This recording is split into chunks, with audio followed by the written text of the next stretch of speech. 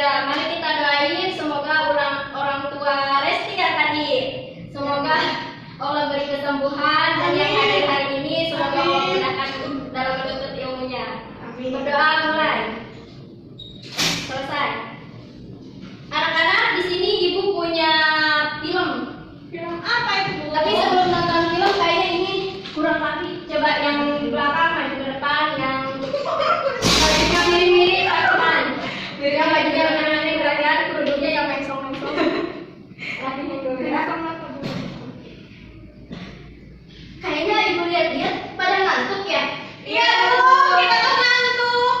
Ibu kebetulan punya ice breaking nih. Ayo semuanya berdiri. Berdiri dulu, berdiri. Kupikir Ibu punya es. Biar semangat nih nonton videonya. Berdiri. Oh iya. Kalau Ibu bilang hewan, kalian begini.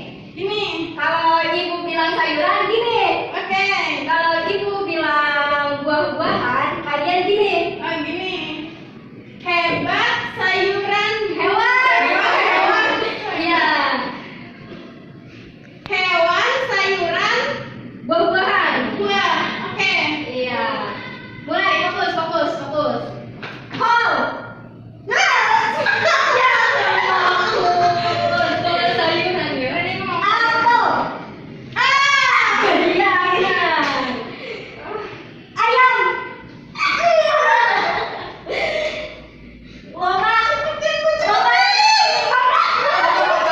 Cacing. Melon. Buncis.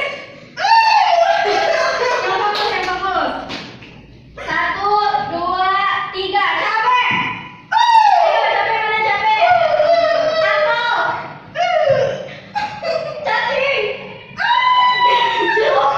Capek nih. Udah. Ada sekali, Bu. Ayo kita nyanyi. Sayur kol. Pagi-pagi kita makan sayur kol. Udah, hidup. Udah mulai ya. Ibu punya video menarik banget nih buat ditonton. Video apa, Bu? Apa ya? Perhatikan baik-baik. Bu, suaranya kurang besar, Bu.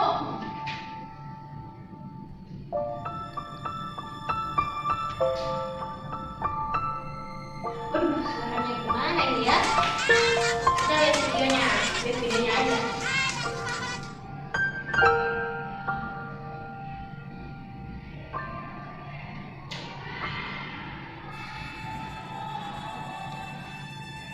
Dan seperti ini ya.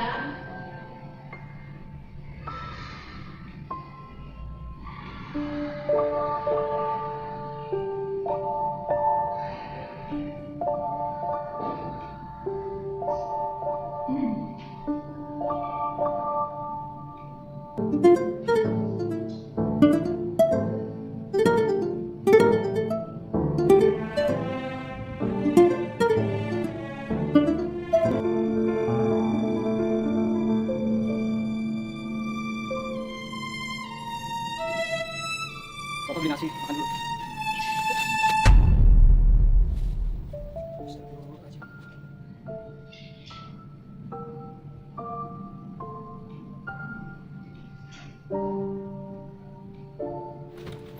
Berangkat, Kak?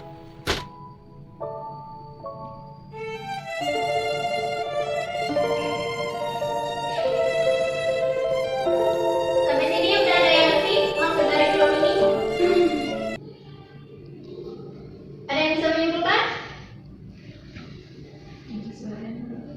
Suaranya nggak ada ya. Jadi di sini film tentang sopan santun anaknya terhadap orang tuanya. Tadi anaknya udah melakukan sopan santun belum terhadap orang tuanya? Sudah, Bu. Dan tanggung jawab seorang ayah kepada anaknya, di mana anaknya itu sudah ditinggal oleh ibunya. Di sini Mas ada nggak yang nggak sopan sama orang tuanya? Mudah-mudahan nggak ada, Bu.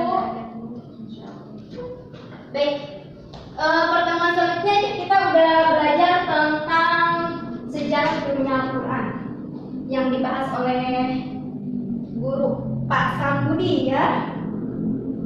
Ada yang masih ingat? Surat yang turun pertama kali surat apa? Iya. Pro.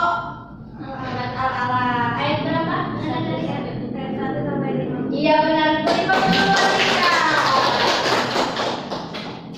Selanjutnya kita akan belajar tentang perkembangan Islam pada masa Rasulullah. Di sini juga kita akan belajar tentang tanggung jawab Rasulullah yang diberikan amanah oleh Allah Subhanahu wa Ta'ala. Selanjutnya yaitu kebudayaan masyarakat Mekah sebelum Islam. Keadaan bangsa Arab zaman dulu, mereka hidup di gurun pasir. Di sana itu keadaannya panas gersang. Kebiasaan mereka itu mengembara. Kekuasaan, keperkasaan menjadi kebiasaan mereka. Di mana di zamannya mereka nggak suka yang namanya anak perempuan. Anak perempuan pada zamannya mereka itu dianggapnya lemah, nggak bisa bertarung lah.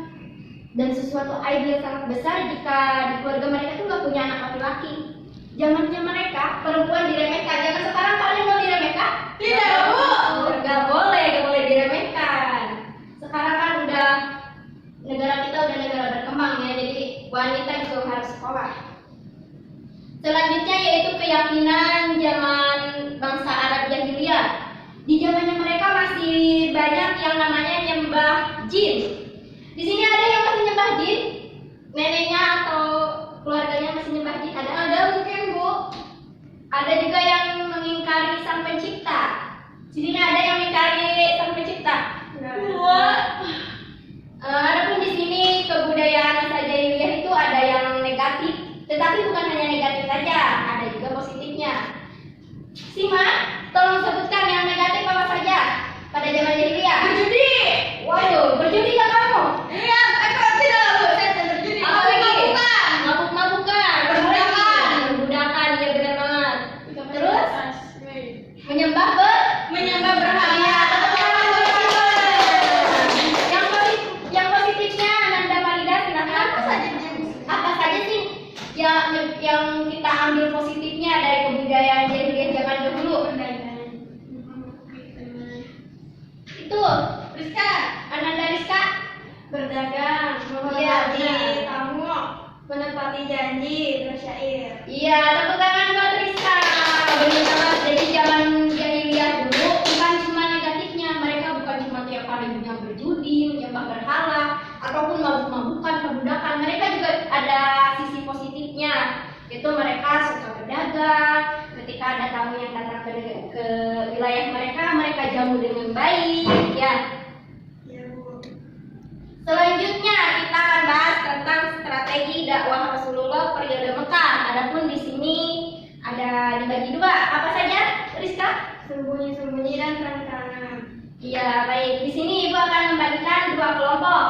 Yang kelompok pertama, kalian ceritakan tentang sejarah strategi dakwah Rasulullah secara sembunyi-sembunyi dan terang-terangan. Di sini Ibu akan bagikan kertas kosong, kalian isi diskusi bersama kelompoknya masing-masing ya. Nanti bacain ke depan.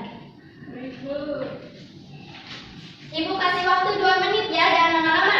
Bu, jangan 2 menit lah, Bu. 3-4 menit. Ya, siap 4 menit dah. Udah, masuk kan? Udah, Bu. Udah.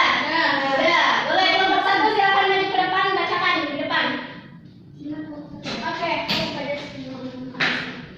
Baik, Bu, saya akan membacakannya. Dakwah Rasulullah. Baik, simak baik-baik ya. Dakwah Rasulullah secara sembunyi-sembunyi. Rasulullah memulai dakwahnya secara sembunyi-sembunyi untuk menyeru manusia agar beriman kepada Allah Subhanahu wa taala. Dakwah secara sembunyi-sembunyi dilakukan untuk menghindar dari munculnya di dalam kalangan masyarakat, dan dakwah secara sembunyi-sembunyi berlangsung selama 3-4 tahun. Dakwah beliau dimulai dari keluarga dan sahabatnya. Dakwah yang pertama masuk Islam disebut as-sabiquna awwalun. Iya, benar, tepuk tangan buat Sima. Teman-teman, tadi orang yang pertama masuk Islam disebut as-sabiquna awwalun. Orang yang pertama masuk Islam siapa? Orang yang pertama masuk Islam siapa? Ada yang tahu? Khadijah. Iya, ada yang tahu? Ya, ada yang berani maju ke depan? Yang pertama masuk Islam siapa? Masa apa lagi?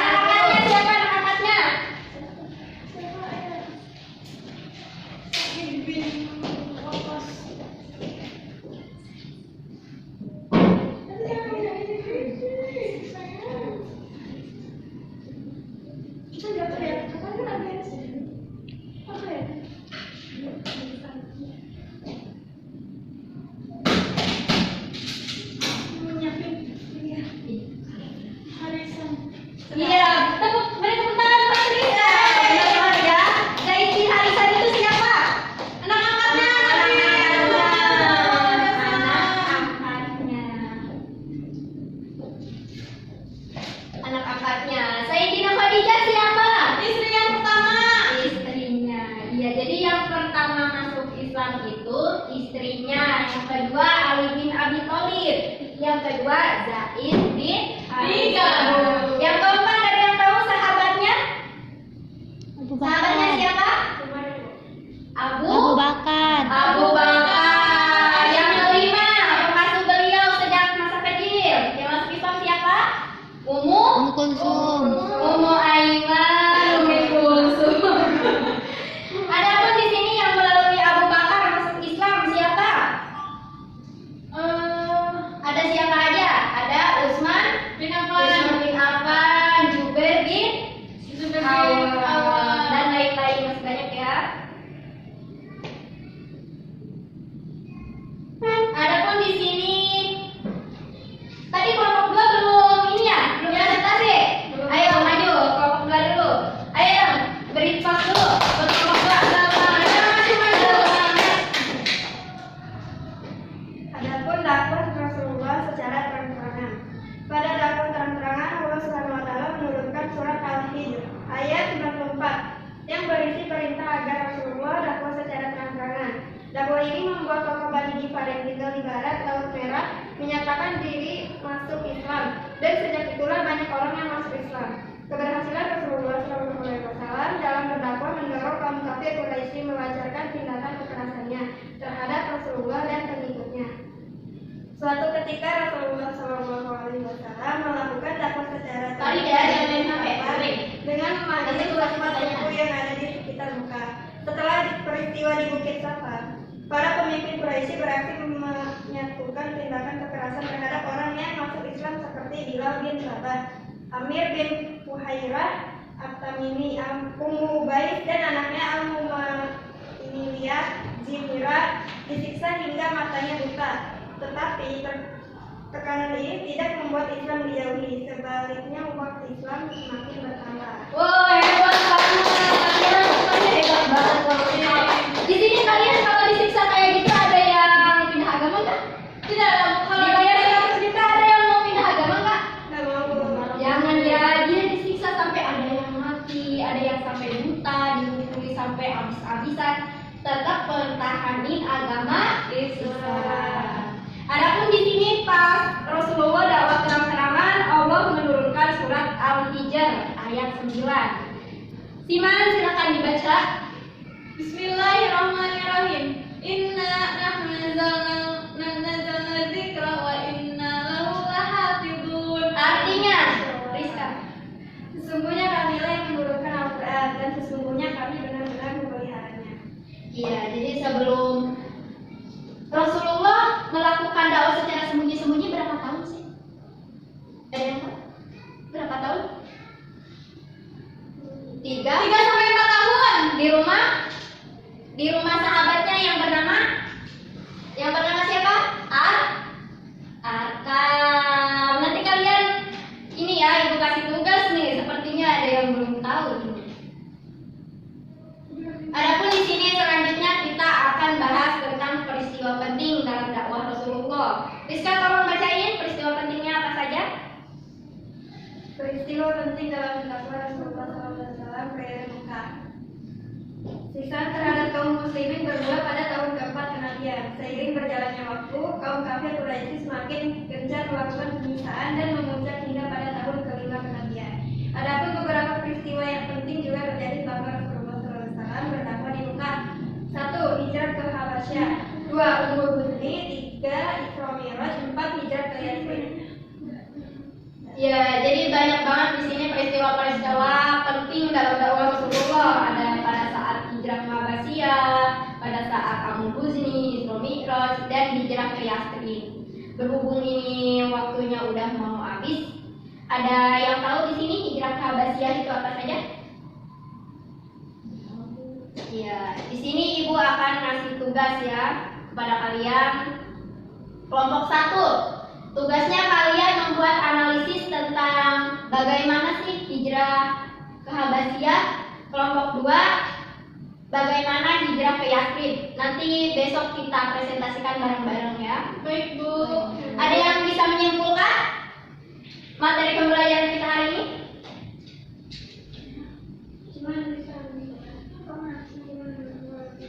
Masa kenabian Rasulullah pada saat apa? Pada saat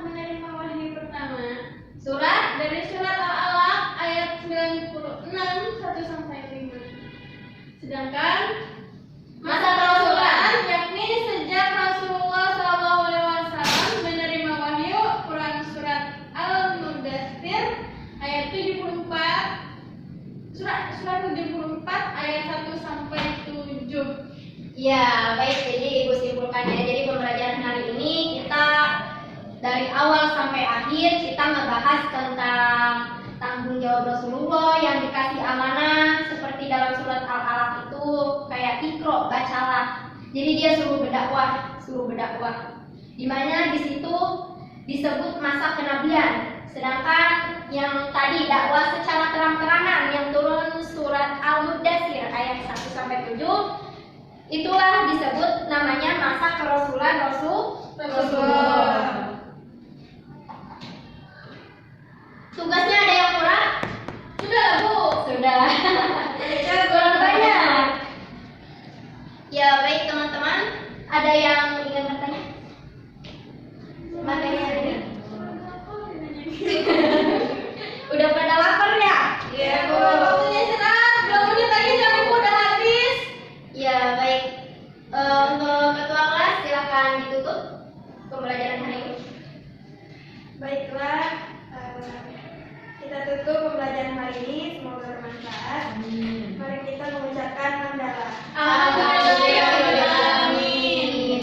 Ibu punya quotes dari video, jangan lupa jadi kamu yang baru. Apalagi sekarang berdakwah gampang ya, bisa lewat sosial media.